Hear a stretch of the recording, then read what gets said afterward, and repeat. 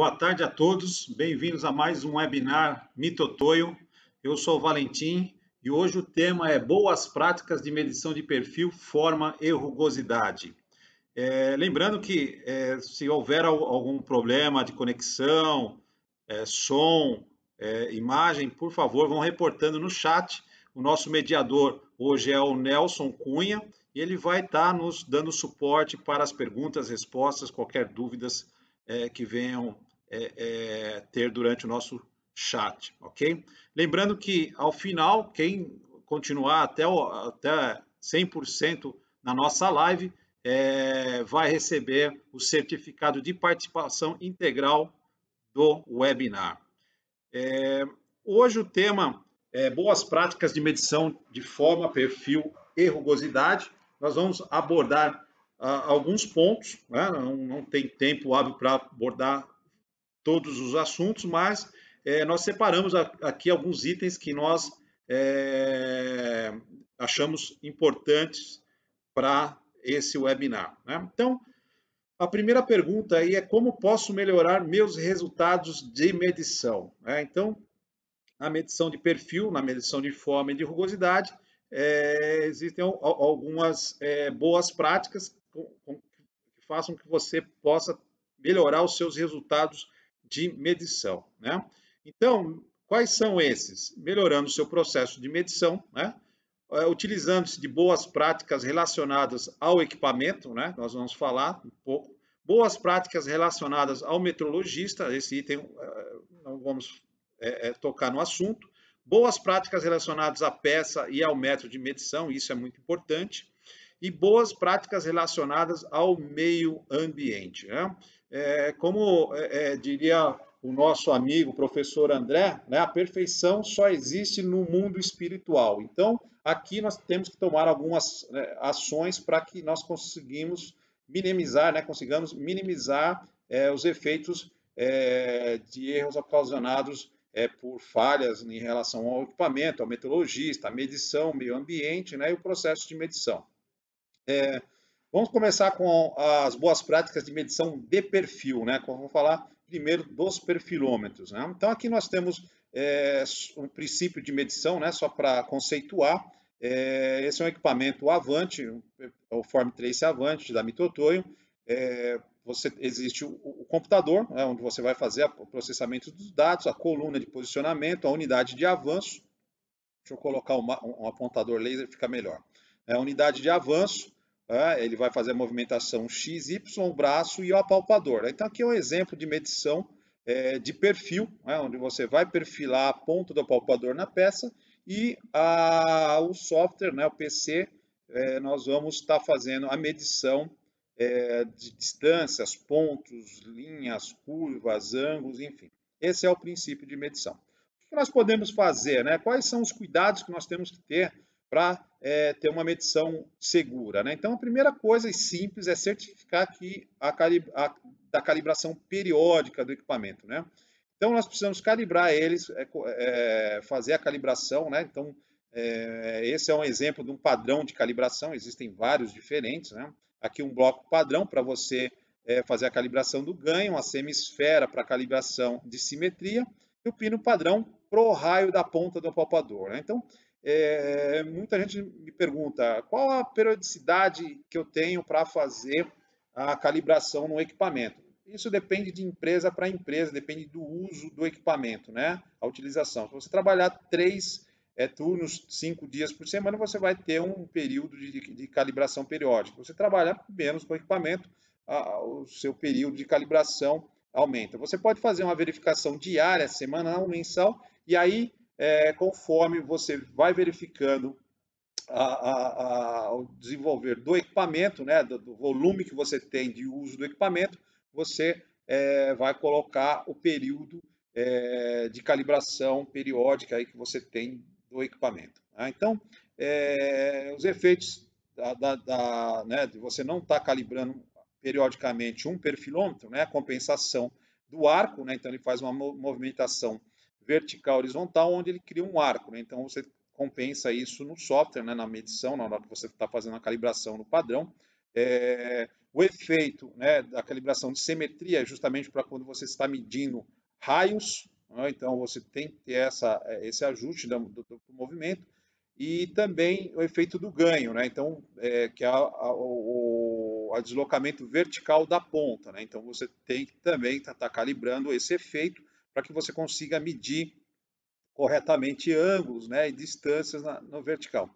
E um efeito muito comum que é a calibração do raio da ponta, né? Então, o raio da ponta ele vai desgastando. Então, conforme esse desgaste, ela vai aumentando o raio. Então, você faz a calibração do raio para que ele não cause esse efeito, né? Então, distâncias que você está medindo, elas vão diminuir e aumentar conforme o raio. Essa é uma boa prática, né? Você manter, certificar a calibração periódica do equipamento. Cuidados com a estratégia de medição, né? Isso é muito importante. Então, qualquer perfilômetro, existe um ajuste de força da apalpe, né? Então, conforme o apalpador toca a peça, você pode ajustar via software. Tem alguns que são via software, né? Na Mitotoe tem alguns com via software esse ajuste de força, outros são contrapeso. Então, peças plásticas, por exemplo, são peças plásticas que você encostando na peça com uma certa força, ela vai deformar. Então, esse ajuste da força de apalpe é importante, né? Então, ele pode te remeter a um erro, né? A falso valor de medição da peça. Então, isso é estratégia de medição, né? É importante conforme a característica da peça, né? Outra coisa da estratégia de medição de perfil é justamente selecionar os braços e pontas adequadas, né? Isso é muito importante. Por quê? Existem braços de ponta padrão, né? Então você tem a ponta única com ângulo, né? Então a ponta faca simples, né? Então para a maioria das peças você pode utilizar essa daqui. Pontas, né? Braço para pontas duplas, né? Então, quando você vai medir um furo, então, por exemplo, aqui ó, você vê uma ponta dupla, né? Uma ponta cônica dupla, então, ideal para, por exemplo, rosca, né? E furo, para medição de furo, né? Então, você vai tocar embaixo e em cima tirar a medição. E braço excêntrico, para você medir em lateral, como o exemplo aqui embaixo, né? Então, você utiliza também uma ponta cônica de 20 graus. Então, selecionar a estratégia de medição é o quê? Você ter a ponta correta para a aplicação correta, o braço correto para a aplicação correta, né? Não misturar as aplicações, você vai ter uma melhor resposta na sua medição. Né? Outro cuidado sobre a estratégia de medição é o ângulo máximo de medição. Né? Então, você tem pontas diferentes com ângulos diferentes. Então, quando você está medindo uma peça, por exemplo, o ângulo máximo numa ponta de 12 graus é 77 na subida e na descendência 87, né? Para que você consiga pegar os pontos, né, com a velocidade baixa, né, e consiga ter uma perfeição no contato da peça com o apalpador. A mesma coisa para a ponta cônica de 20 graus, tem pontas cônicas de 30 graus, então sempre ficar atento qual o ângulo dessa ponta, porque dependendo do ângulo da ponta, você pode encostar as costas e você vai tirar uma medida errada da peça, né? Então, sempre se atentar ao ângulo máximo de medição. Para isso, existem algumas peças que, o exemplo aqui embaixo de peças, onde você tem dois ângulos retos, né? Então, como é que eu vou pegar, Valentim? Se eu tenho um ângulo 90 graus, as pontas não têm 90 graus, né? Eles têm 12 graus, 20 graus. Então, você pode utilizar a estratégia de medição em duas etapas, né? Você mede, inclina a peça, mede 90 graus, tira um ponto né, ponto zero na peça, mede ela inclinada do outro, na outra inclinação e junta esses perfis. Isso é feito através do software, né? Por exemplo, o Form Trace Pack da Mitotoe consegue fazer essa medição. Então, na eventualidade de ângulos retos, né, que você tem que pegar a distância, o ideal é fazer essa junção de perfis. Então, isso é estratégia de medição, né? Então, ocorre algumas vezes que você pega esse ponto, né, o ângulo aqui 90 graus, e pega o ponto máximo aqui, você pega a dimensão. Só que você não consegue pegar o fundo, né? Se o fundo tiver menor, se você não conseguir fazer essa junção de perfis, você não consegue fazer a medição corretamente, né? Então, essa é uma outra importante prática, né? Você tem que ficar atento na hora de medir um perfil, né? A fixação da peça, né? O posicionamento da peça também muito importante. Quando você está medindo no perfilômetro, você manter esse ângulo de 90 graus, né? Para você não, por exemplo, se você pegar um raio, não pegar uma elipse, né? Então aqui, por exemplo, no modelo Avante, nós temos uma régua de medição que mantém 90 graus aqui, né, paralelo à ponta de medição ao palpador, né? E além disso, importante é você ter uma boa fixação da peça, onde você possa repetir o posicionamento da peça, né? Então aqui nós estamos mostrando peças com fixação no kit Comig, né, um kit de fixação mitotoio, para você posicionar corretamente a peça sempre na mesma posição, né? Então, esses cuidados de fixação e posicionamento da peça, eu vou dizer para vocês que no perfilômetro é essencial, é muito importante, né? Um dos cuidados principais para a medição de perfil, né? Agora falando um pouco sobre boas práticas de medição de rugosidade. Rugosidade, a medição, na prática, ela é muito simples, né? Então, o princípio de medição de rugosidade, você tem uma unidade de avanço, unidade de avaliação, a unidade de avanço que faz o movimento horizontal e o apalpador que faz o deslocamento vertical. Então, conforme o apalpador vai tocando a peça, né, ele vai fazendo a medição, ele vai pegando os deslocamentos verticais e horizontais, jogando para a unidade de avaliação, onde ela faz o cálculo, e vai te passar os resultados em RA, RZ, conforme o cálculo de cada parâmetro, né? Então aqui é um perfil de rugosidade, medição de rugosidade, ela é bem simples, né? Não tem muitos segredos a medição em si, mas tem alguns detalhes muito importantes que vocês têm que tomar cuidado na hora da medição de rugosidade, né?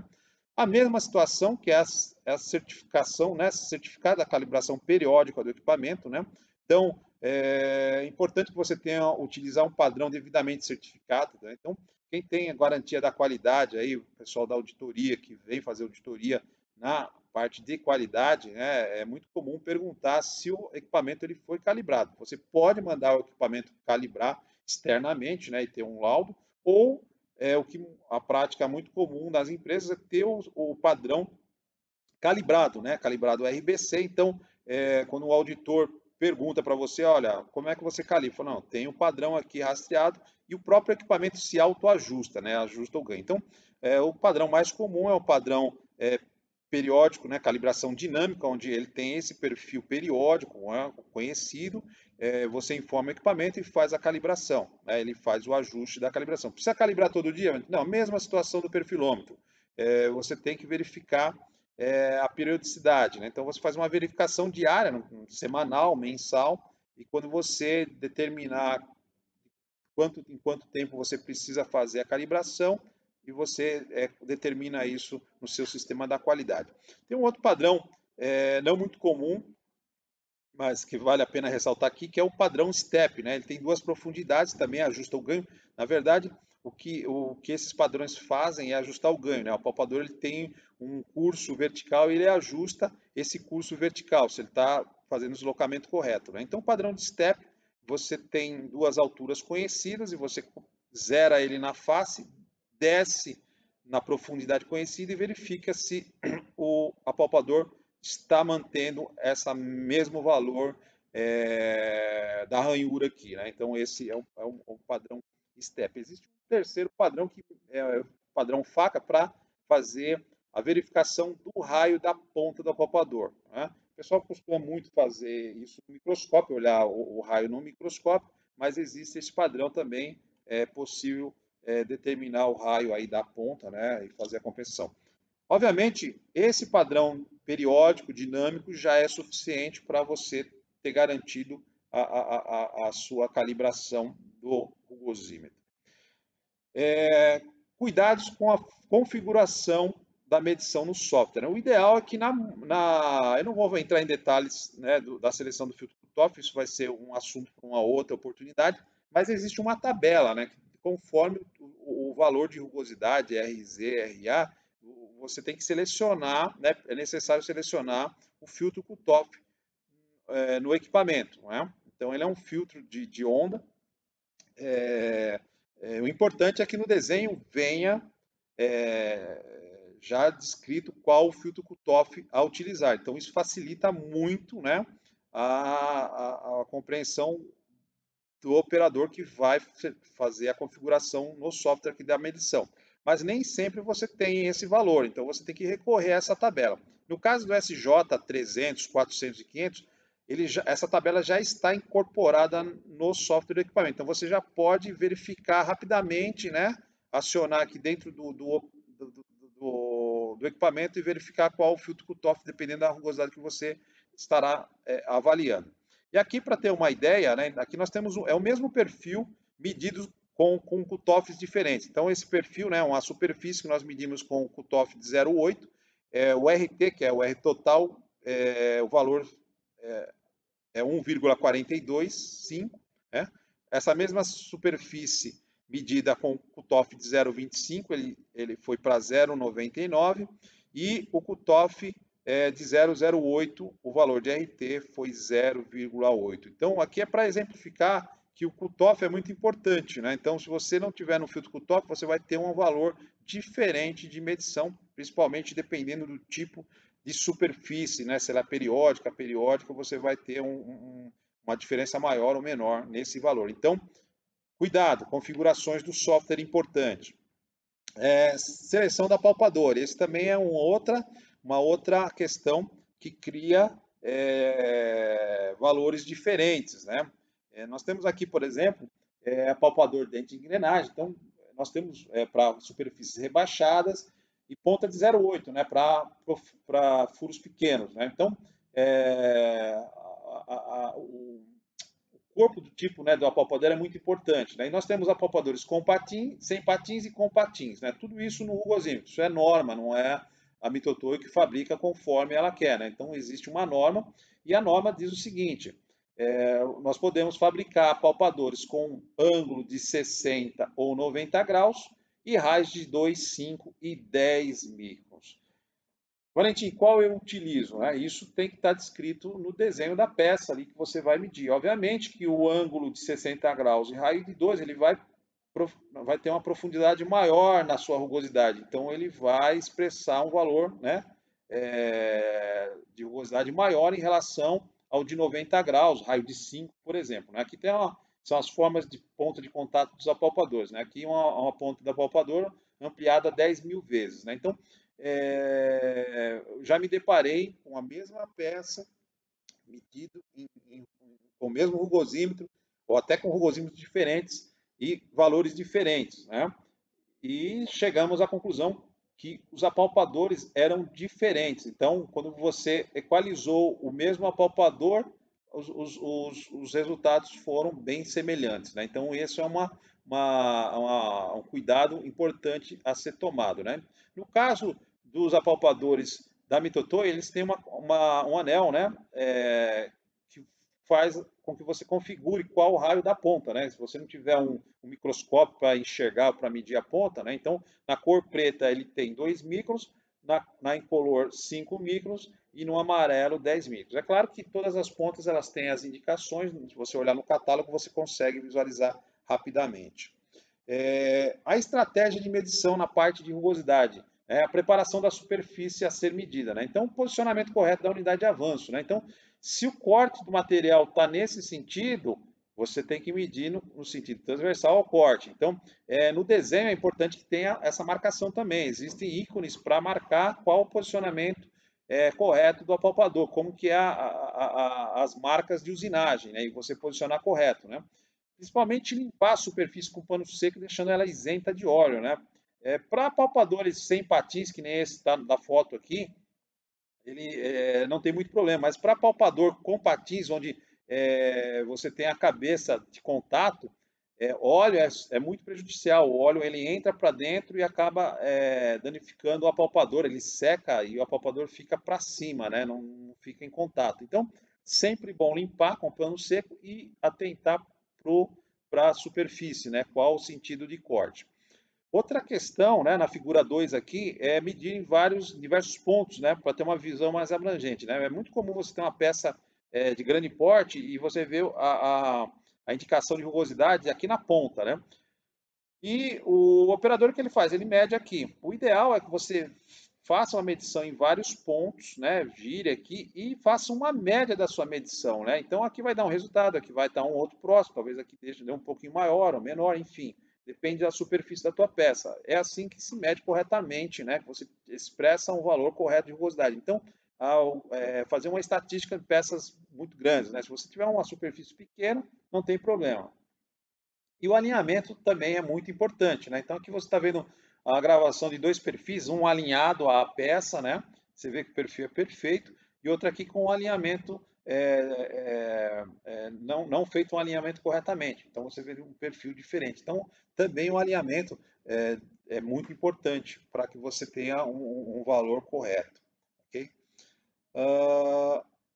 Para boas práticas de medição de forma, né? Então, qual que é o princípio de medição de forma, né? Um equipamento chamado circularímetro, né? Circularímetro, ou no nosso caso, round test. Você tem uma coluna de posicionamento, um apalpador e uma mesa rotativa. Ele vai girar, então é para medições, basicamente, né? Você remete a medições cilíndricas. É claro que ela pode fazer planos também, né? Mas você sempre pensa na parte cilíndrica. Então aqui há algumas simbologias de medição de forma, né, da ISO 1101. Aqui do lado um relatório de medição de forma e aqui uma foto, né, um exemplo de medição de uma válvula, né? Então está medindo a válvula aqui, o apalpador, e aqui a mesa gira, né? Faz o giro aqui para captar os pontos e enviar os resultados para o relatório, né? Então aqui nós temos batimento total, circularidade, concentricidade, paralelismo, né? Então todas as formas geométricas. Então sempre pensa, né, formas geométricas, né? Também é a mesma situação, você tem que estar atento à calibração periódica, né? Então, no equipamento que você tem que fazer diariamente ou verificar antes de uma medição, é acertar o ganho, né? Então, verificar o ganho do apalpador. A mesma coisa para o perfil e para a rugosidade. Então, aqui é um sistema para ajuste do ganho, né? Então, você coloca dois blocos padrões, você vai ter uma distância conhecida. Aqui, muitas vezes, o operador coloca diretamente na mesa. Aqui é a excelência, né? Colocando num plano óptico, né? Os dois blocos padrões, com uma diferença aqui de altura, e você vai medir o ganho, né? O ganho do apalpador. Então, aqui é o giro, né? Aqui o apalpador está de frente, mas no caso dos equipamentos da Mitutoyo, nós temos esse sistema que você vira ele lateralmente, né? Para ter acesso, por exemplo, a ranhuras, e aí você pode fazer também essa calibração, né, dessa forma. Então, sempre manter a calibração em dia do equipamento, né? E fazer uma verificação periódica, é o recomendado. Cuidados com a configuração de medição do software, isso é muito importante. A mesma coisa do filtro cutoff de rugosidade, tá? Então, se não, o ideal é que no desenho venha as configurações do filtro, tá? Aqui no caso de forma geométrica, a gente fala ondulação, né? O filtro PR, ondulações por volta, né? Ondulation per revolution, né? Então, existem 10, né? Então, existem 15, 50, 150, 500 UPRs. Tem uma tabela, né, que recomendação, que é a ISO 12180-2, sobre o selecionamento do filtro cutoff para, né, o PR para a forma. Isso tem uma certa polêmica, não é? Depende muito da superfície, mas o que melhor nós temos é essa tabela, que conforme o diâmetro da peça, você utiliza um filtro PR diferente, né? Esse o que é recomendado, né? Outra coisa, né? Então esse é o filtro eletrônico, e também a ponta é muito importante, né? A ponta de apalpe, né? Ela é um filtro mecânico apalpador. Então você tem um diâmetro, né, na ponta do apalpador, dependendo da rugosidade ou da forma que você tem essa peça, a ponta, né, de apalpe, ela vai dar uma diferença, né? Pode obter resultados diferentes, né? Então, um diâmetro maior terá um efeito de filtragem mecânica maior, né? Então, ele vai filtrar mais esse perfil. E quanto menor a relação entre o diâmetro da peça e o diâmetro da ponta, maior o efeito do filtro, né? Então, a distanciamento aqui, por exemplo, a peça com diâmetro maior e o apalpador com diâmetro menor, melhor você vai ter o resultado, né? Mais preciso aí. Não é que é mais preciso, vai depender muito do desenho da peça, né? As características da peça e do que o desenho pede, né? Então, esse efeito será mais evidente nos picos do que nos vales, né? Então, é bem importante, aqui está mostrando o apalpador, né? Então, esse raio do apalpador é muito importante também na medição, né? Essa seleção do apalpador é importante tomar cuidado, né? Para a seleção, né? No equipamento de forma, você tem que necessariamente alinhar a peça, né? Ele faz o alinhamento físico da peça, né? Então, existem outros meios de medição que medem forma geométrica, e eles fazem o alinhamento e centralização das peças eletronicamente, né? Na máquina de forma geométrica, né? No equipamento de medição de forma geométrica, ele é feito fisicamente. Então, você coloca a peça aqui, através dos acionamentos de alinhamento e centralização, você vai centralizar o melhor possível a peça em relação à coluna aqui da máquina, né? Então, a importância da centralização e nivelamento da peça, né?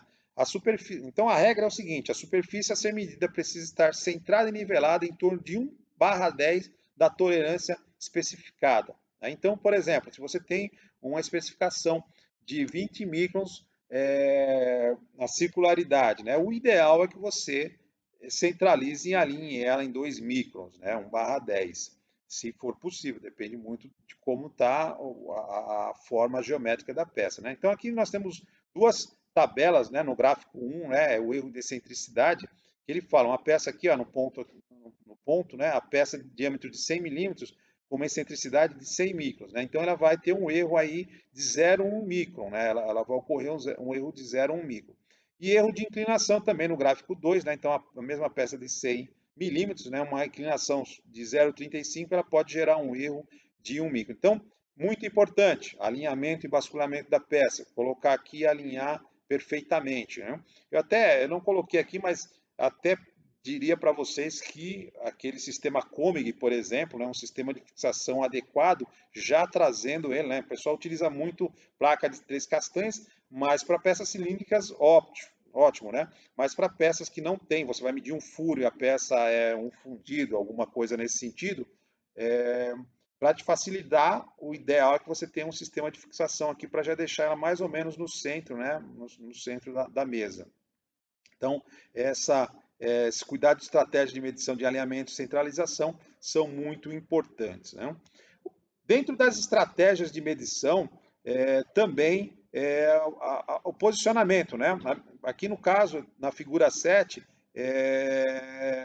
o operador aqui ele usou uma estratégia de medição onde ele toca, sai, né? Então está fazendo 1, 2, 3, 4, 5 posicionamentos na peça, né? Então ele tirou, voltou, né? Então essa movimentação do apalpador, né, pode gerar um acúmulo de erros aí, né? Então aqui na peça, na figura 8, você está vendo que o apalpador está sempre em contato com a peça e só está subindo, posicionando para a medição, né? Então ele sobe, gira, mede, sobe, a peça gira, ele mede. Então, essa estratégia de medição é muito importante, né? Na figura 9, aqui outra também, que ele vai no zigue-zague, sobe e desce, né? Então, aqui faz a posição 1, depois da 2, da 3, da 4 em cima e da 5, né?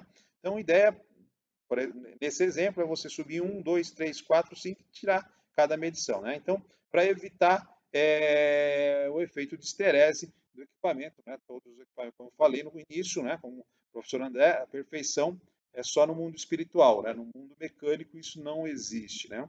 Então aqui é um exemplo aqui estão 2 gráficos, né? O exemplo de esterese, né? Uma medição de planeza, fazendo aqui num sistema de vai e vem e o outro um sistema como esse, né? De posicionamento do apalpador. O cuidado com o ambiente, né? Então nós vamos falar um pouco sobre o chão de fábrica, né? O laboratório ou o chão de fábrica. Então, aqui eu falo que a climatização estável tem que ser estável e homogênea, né? Tem a ISO 01, que são os 20 graus, né? A influência da temperatura sobre os resultados, isso é muito importante. Então, isso dentro de uma sala de medidas. Se você tem um equipamento que está no chão de fábrica, e hoje nós temos equipamentos para chão de fábrica, você tem que tomar alguns cuidados. Então, por exemplo, para a linha de rugosidade. Rugosidade, o maior vilão de rugosidade é a vibração. Então, se você tem aqui, ó, mostrando exemplo de uma prensa, né? Eliminar vibrações, né? Então, você tem um sistema vibrando aqui, então você tem que ter uma mesa, né? Um sistema para filtrar essas vibrações, né? Isso é muito importante, né? Então, tem que tomar cuidado com essa situação no chão de fábrica, né? O fluxo de ar, né, também no equipamento, e quando você tem um equipamento no chão de fábrica, está enclausurado, né? Contra contaminantes, ambiente com pressão positiva, então você tem uma pressão positiva que não, você não entra após sujeira, né?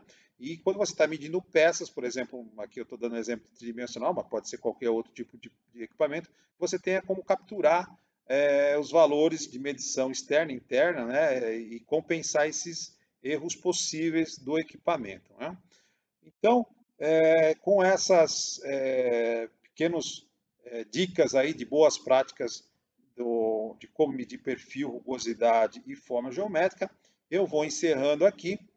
Agradeço a participação de todos, né? Espero vê-los novamente aqui nos nossos próximos webinars.